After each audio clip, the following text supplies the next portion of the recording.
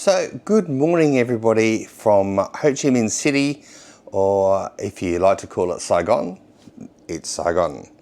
This is, I guess we've arrived here on Sunday.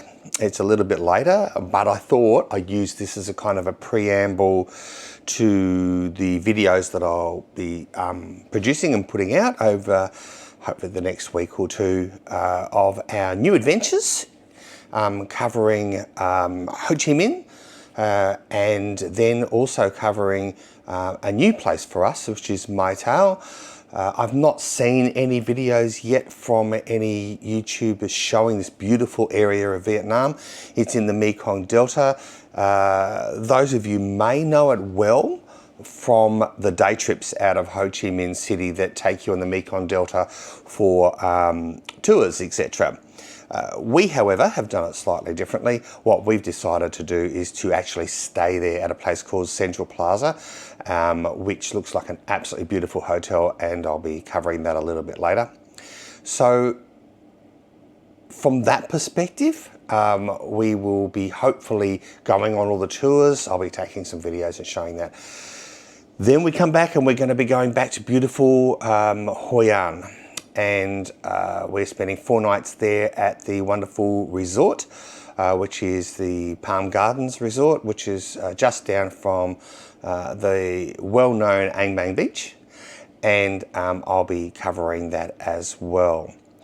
So before we kick off and I show you our latest adventures, just wanted to cover a few hints, tips, tricks, things that we have learnt from our previous trips to Vietnam, things that we learnt on Sunday when we decided to travel to Vietnam this time, and what makes that different. So just as a little bit of a kind of a disclaimer, I guess, you will all see different YouTube videos. You're going to see people who are over the top, fantastically invigorated and really excited, and they will show you the things that mean something to them. So all of the food that you see people eat. I know that there are a couple of YouTuber or sort of vloggers out there, a couple of them from Australia, who are absolutely hysterical. Love watching their videos. They eat a hell of a lot of food. And also there are a couple of people from the UK that show a lot. So really good stuff out there. My take on this is that it's what works for me. That may not work for you. It may not even be the sort of thing that you're interested in doing, but there are time limitations. Usually you're only in places for 3 or 4, probably maximum 5 days in a lot of cases for those on a holiday. So you're going to get to see some of these things. You may not get to see all, and you may not get to experience all of the variety of things that you can do when visiting Vietnam. It is an absolutely fantastic country, and after having traveled all over the world, Philippines, Asia, other parts of Asia, Singapore, Middle East, into Europe, UK, I can say I love Vietnam. I think it's a wonderful place. It's a safe place, and if you're thinking of doing a holiday here, I encourage you to at least go once. Even if it turns out not to be what you expected, at least you can say you've done it. All right, so let's start things off, and let's cover off some things that are some basics before you even leave the country in Australia. Things, for example, like what do you do? How far ahead do you book in terms of your holiday? What are your expectations? So when you're looking at a holiday, the first thing you want to decide is, am I going to do it through a travel agent or am I going to do it myself? We do not use a travel agent, and the reason I don't use a travel agent is because it's really not that hard to do it yourself, and sorry to the travel agents out there, it's a hell of a lot cheaper. There's a lot of commission involved in travel agencies. There is a lot of push to go in certain directions with travel agencies, and you may or may not get what you want. Where a travel agent does work well is where you've got multi-segmented parts to your holiday, and it does become a little confusing, especially when you're looking at different segments with different airlines. Usually the travel agents are the ones that can kind of connect those segments, so that you might be able to swap from one airline to another. However, having said that, you can still do that through places like Booking.com, Expedia, through Flight Scanner. You can still mix and match your airlines, but you may not get the best deal, and you may not be able to mix and match your classes. So you might not be able to go from economy to premium to business or whatever. So once you've decided on who's going to do the planning, if it's you, and certainly in our case it was me, it's then time to start doing some real research. If you don't do effective research before you travel, you're probably going to come unstuck at some point of the exercise with going, gee whiz, I wish we'd have checked that before we left. Let's start. So some basics. Once you've decided on the fact that you're going, the very first thing that you really do need to start looking at is the flights. You need to start looking at what they are now when you've made the decision. They will change, they will go up, and they will go down. It's a guessing game, and it's a bit of a damned if you do, damned if you don't. There's going to be times when you're going to be successful and you're going to go, yay, you got a really good flight deal, like I know my son and I did. We were able to get premium economy tickets at just over $2,000 return, including Da Nang return domestic through Vietnam Airlines. Now we know that about 5 weeks before we did that, the price was about $800 more, and we know that about 6 or 8 weeks after we booked it, the price has gone up to nearly $1,000 more. We just happened to hit the sweet spot. You just have to check, and I did that every single week. Just keeping an eye on those flights, and usually going direct through the airline is going to get you a better deal than going through Booking.com, Expedia, Flight Scanner, all those different places, just to keep an eye on it. All right, so if you do choose your flights, so once you've kind of got your flights in play, then it's start time to look at where you're going to stay. Now, it depends on what sort of budget you've got. Again, look at all the YouTubers. The ones that I'm following do seem to like the budget end of the accommodation, and that's okay. My guess is that because they travel so much and they're doing vlogging and social media, I'm assuming for a monetary gain, whereas I'm not. Then they would want to keep their overheads down somewhat. And they also think that the majority of people want to do budget accommodation, whereas I personally don't think that's the case. I think that a lot of people want security, safety.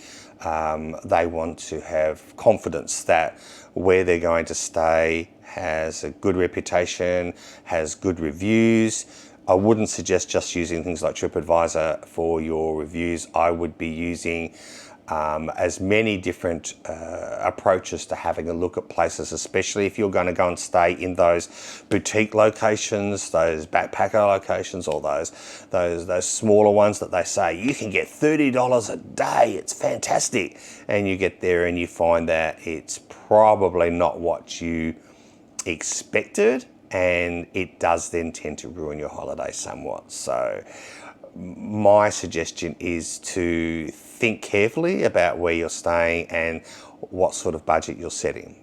For example, for our stay here, I more often than not will stay at an Accor property if there's one in the key cities. I have gone to other places, and certainly in this particular trip we have used other locations, but we're staying at the Novotel Saigon in what was District 3 in Ho Chi Minh. Absolutely fantastic location. You can see behind me we've got upgraded to an executive room because I'm just gold with Accor. And if you're with a loyalty program with a particular hotel or a chain, then sure, go and stay there. If you want to go and stay at a more obscure location that's not as well known, you are going to get it probably a lot cheaper.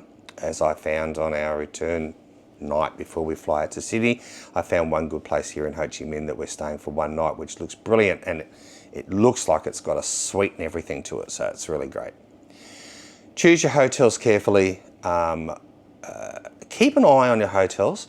I traditionally like to try and book hotels that have a cancellation policy that allows it to be cancelled right up to the week before. I don't rush in and pay for any of these hotels until I absolutely have to. Having said that, the closer you get to your date, usually I say, not always, but usually the price of that hotel will go up depending on its capacity. So if more of their rooms are selling, they will tend to put the price of the remaining rooms up. It's just the way their logarithms work. Someone doesn't necessarily sit down there and work out that. It's done usually by computers, and yeah. So the longer you are out, the more likely you are to get it. You can lock in hotels with cancellation policies at a good price, then keep an eye on it. We did that with the one in Mai Tao. We booked through booking.com, and that had a cancellation policy in play. The beauty of that was that we were able to keep an eye on it right up to, I think it was last week, 7 days before we came, and I noticed that the price of the stay went down. Now, 3 weeks before that, they said there were no rooms available, that they were fully booked.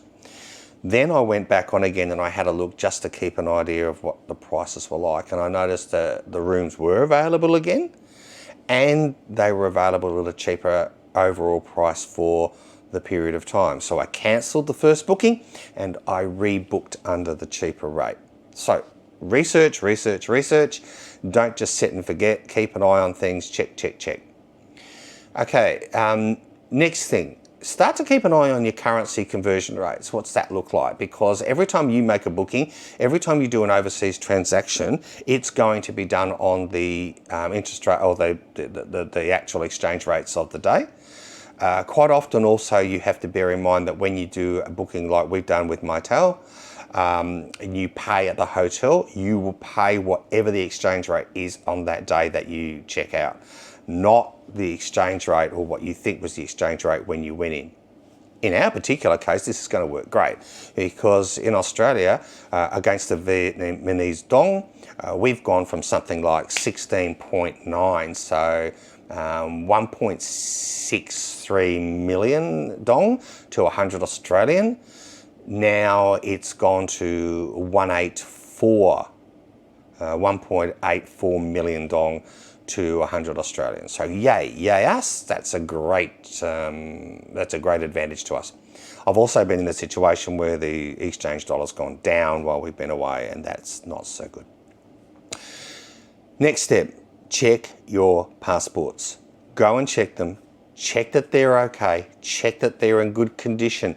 These are laws that now will stop you from getting on flights if your passports are not in good condition, do not have less than 6 months. And that 6 months left on your passport has to be 6 months from the date of the end of your trip. So you need to check that very carefully. And if it needs to be renewed, you need to give yourself at least 2 to 3 months. In Australia, it's taking a long time to process and it's getting more expensive. Don't know what it's like in the other countries, but you need to give yourself plenty of time to get a new passport should you need to, but check your passports. Now, you also need to start looking at, do I need visas? In Vietnam, you will need visas for a lot of countries. There are very few countries that don't. I know Australia, we do. We need an e-visa. So you apply for that online. Who you choose to give you your e-visa is your choice. Again, I have seen YouTubers pushing the official government, Vietnam government website and going, you must use this because if you don't use this, you're likely to get scammed. Yep, there are some companies out there that are probably not so great, but this is where your research comes in again. I used Vietnam Visa, and I've been using them each time. They're not the official government site, but their application was a hell of a lot easier than using the Vietnamese government site, let me assure you. But if you are going to use the official government website, which of course is what everybody's saying you should do, then also be mindful of the fact that that particular government website and the application does not like some browsers. So be careful of which browser you use. There are a lot of browsers. Mozilla, there is the internet, the different types of browsers that are available that people tend to use. Probably about 3 or 4 or 5 different ones out there. Just be aware that some of them don't work too well with some of the application programs, especially when it comes down to you're trying to do a face match on the Vietnam Visa government site. If you're using the wrong browser, it may not work too well and it may not match up. So I would suggest that you do not use Mozilla, for example. When you're doing that, I would suggest you kind of use the other type of well-known ones that everybody uses all the time. All right, so once you've done that, and look, I did the e-visa 2.5, 3 months out. I would not leave it to the last minute because you just don't know. It normally turnaround time 3 to 4 days, really quick, really easy. If you're using a site like I did, it will cost you more. Granted, so what? It's about $20 more per visa, but if I've got the satisfaction of knowing that that worked for me, then of course I'm going to use it. You get that visa back electronically, and then it's locked in. That's great, you're done. You don't have to worry about it. I've heard of so many horror stories where people just haven't done that. They've sat back and waited and waited and waited. Then they've tried to do it at the last minute, it hasn't worked, and they end up with all sorts of additional costs trying to have it pushed through in a hurry. Don't leave it to the last minute. All right, other things to look at. Transfers. When you transfer from airports you don't know, when you arrive and you come through, and that's the other thing, when you arrive at Tan Son Wat Airport, Ho Chi Minh City, if you want to leave it to chance to how long you're going to wait to go through those immigration lines, more power to you. If you like standing up for up to 2.5 hours waiting to slowly tread your way through the few hundred people in a queue, good on you. We did it once, and it was nearly midnight by the time we got out of that airport, and nearly 1 a.m. local time, with a 4-hour time difference that we already had, so like 4 hours in Australian time before we got to the hotel. We were not happy campers, and we will never do that again. We paid for the fast track. Pay for the fast track.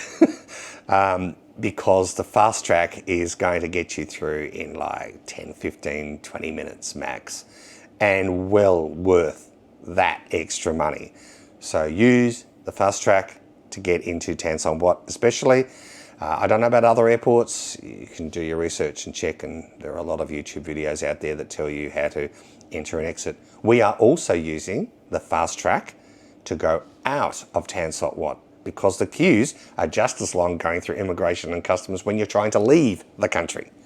So we are using fast track for that, and we've done that through Klook, the fast track out. When we did the fast track in, we did it through the same company that we used the visa. The only thing we had a problem with this time was that we didn't have somebody there greeting us. Something happened, there was a glitch, they had lost something in the system. The good thing is we were able to call, they had an emergency hotline number, and they got a representative to come and see us within about 5 minutes, checked the details off and pushed us through. So even those hiccups can be easily overcome.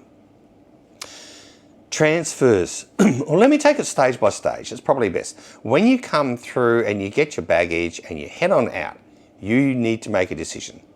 1, what did you bring with you in terms of currency? If you exchanged your Australian dollars into dong before you left the country, you probably got ripped off. It's a lot less when you exchange in Australia coming out here. So my advice is don't do it. I brought with us plenty of Australian dollars in $50 bills because I know that the currency conversion is so much better in country than it is out of country. Having said that, I also, unlike what I have seen on other YouTube videos and from other social media people, I will not use the ATMs. Unless I absolutely have to. Now, I've seen some people swear by it and they get out of the airport and they go, at the airport, yeah, great, go to an ATM and take your money out. It's going to be fantastic. You know, you get a good exchange rate. It's really, really good. Different banks have different things. And I'm with a Commonwealth Bank. They will charge me a transaction fee for any international transactions that I use. So my way out of that is I actually applied to the Commonwealth Bank for something called a travel card before I left. That travel card is a Visa card. It's not linked to any of my accounts. It means that I do not have the risk of having anybody getting hold of my credit card details or my bank card details. I'm using a travel card and it means that it's expendable. If something was to go wrong, it's not linked to any of my Australian accounts. Before I leave, or even when I'm in country, I will load up some money.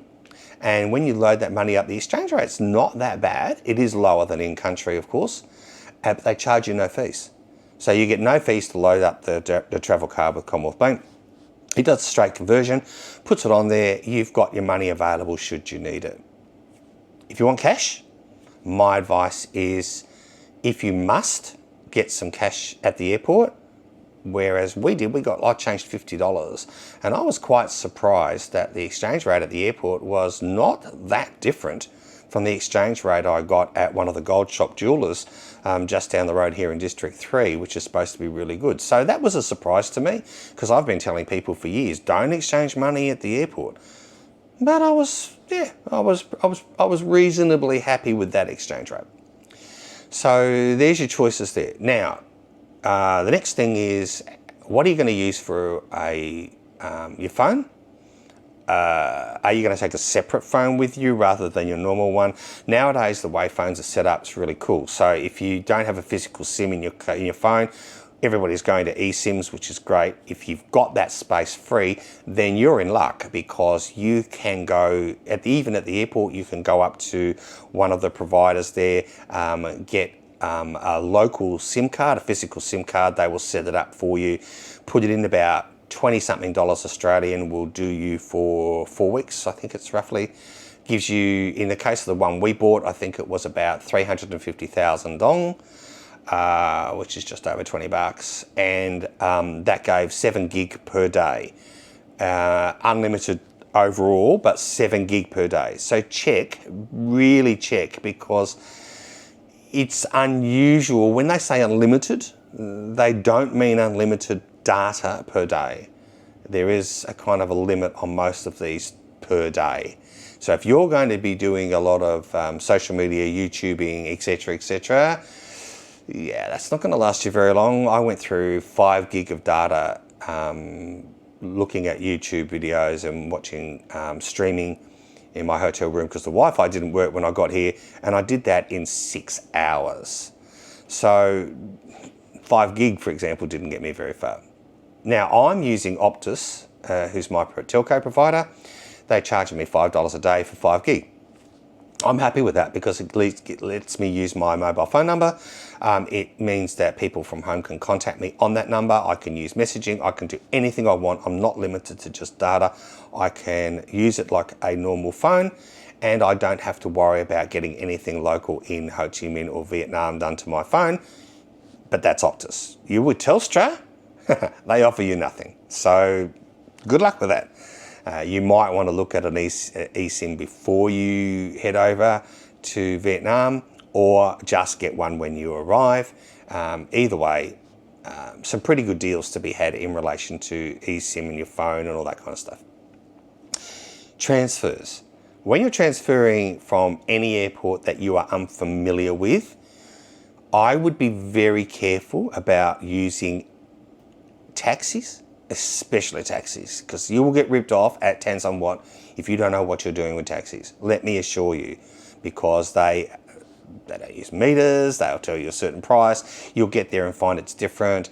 Don't use the taxis unless you absolutely have to. And if you are going to use the taxis, then do it from the rank that says these are authorized, like proper taxis that you're not going to get ripped off on. Don't get fooled by those people that come up to you saying, for example, that they are Grab and that they'll give you a Grab ride on the car and all the rest of it. If you're going to use Grab, which is Vietnam's equivalent to Uber, download the app before you leave the country, your country, Australia or wherever you're from. We put our travel card attached to Grab, not our credit card. We did not attach the credit card to Grab.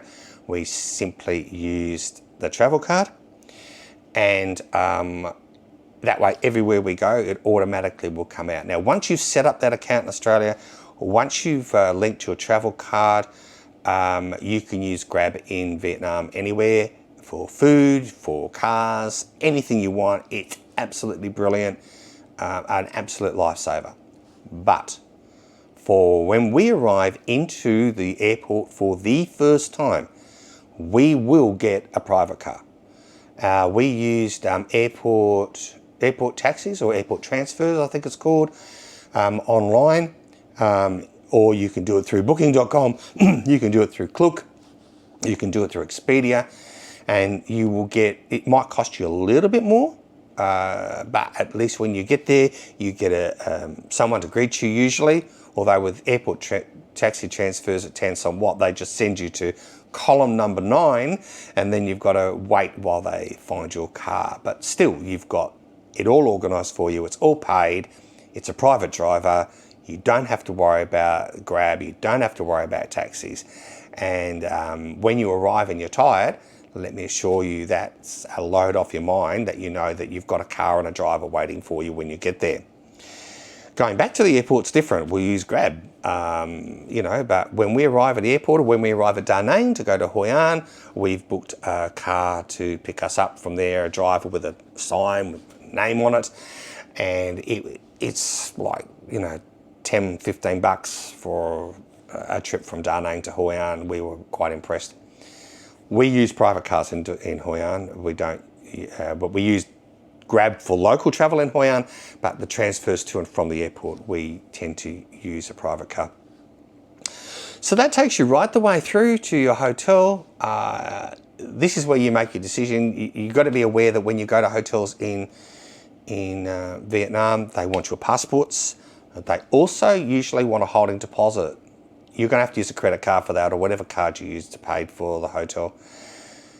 Don't get too alarmed by it. It's a holding deposit, million dong, in some cases just over $1 million. It's normal practice, so make sure you've got that money available. And if you've got your cards locked, unlock International before you try and get the hotel to take a holding deposit. It takes a lot of time if you've got to then scroll through and try and find your way to unlock your credit cards to let them do it. Unlock your credit cards, say, on the way from the airport to the hotel, so that you will get it. For those of you who don't lock your credit cards for transactions internationally, okay, it's a risk. I certainly wouldn't be taking that risk myself. I lock my cards. That way I do not get scammed, and I don't get people taking any money out of those should I use them. All right, that pretty much covers getting you into the country, the planning that you need, the checks and balances that need to be done. You need to allow yourself plenty of time to get to airports. 3 hours before is normally the check-in period of time. If you arrive before that, you'll be sitting there waiting, so I wouldn't if I were you. But 3 hours before, and depending on what the delay is like, it can take you quite a while to get through most immigration and customs checks if it's a busy time of the day. All right, that's it. That's my hints and tips and tricks for this one. The videos that we have on from here on in will contain our trip, and we'll see how it goes. But hopefully this has been of some help to you. If you like it, then, you know, subscribe and hit like. If it's been helpful to you, maybe make a comment for other people on what your thoughts are and what you've experienced. Everybody's trip will be different. Everybody's trip will contain surprises. Nothing works 100% of the time. You are going to have to overcome some hurdles. Just be flexible, just stay calm, and take each hurdle as it comes, and you'll find that you will have an absolutely fantastic holiday, a wonderful trip. So I look forward to sharing some more with you shortly, and for now, bye.